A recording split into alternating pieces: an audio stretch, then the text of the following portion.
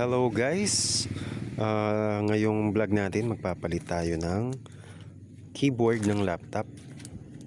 So itong papalitan natin ngayon ay keyboard ng Fujitsu Lifebook 574 ang model niya. So nag-order nga ako nito sa online. So ipopost ko na lang yung link niya sa ating description.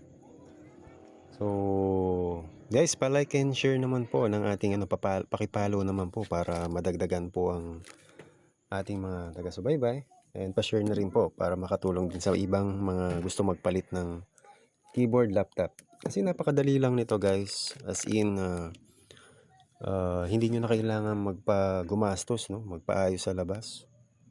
Kasi lahat naman halos ng parts ng laptop is na-order naman. So lalo na tong keyboard, napakadali lang yan i-DIY. So kahit sa bahay lang, basta meron tayong screwdriver na maliit lang na size, mas malaki lang ng konti to sa Phillips screw na ginagamit sa cellphone. So ito yung model niya, no? 574M. Pero itong order ko H may iba kasi siyang letter, so may H. Yan para sa ibang model ng Fujitsu Lifebook. Tignan nyo lang guys yung yung korte niya, yung shape ng pinaka keyboard kung pareho or tugma. So bago yan, no, tinanggal ko muna yung battery niya para matanggal yung mga screw niyan sa ilalim, yung nakatapat sa mismong ibabaw ng laptop.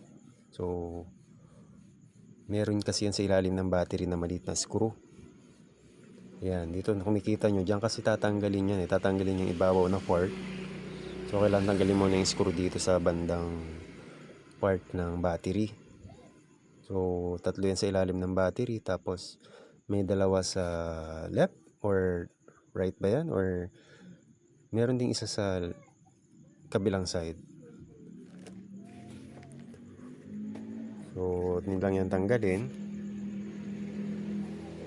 para bumitaw yung pinaka keyboard cover sa ibabaw, kasi hindi nyo matatanggalin pag hindi nyo tinanggal ang screw nya.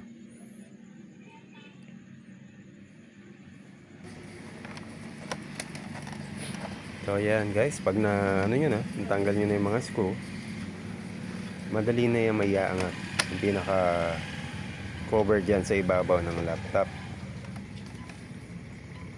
So parang nakaklip lang yan eh. So angat nyo lang yung unti-unti. Kahit ginamit ko lang kamay ko eh.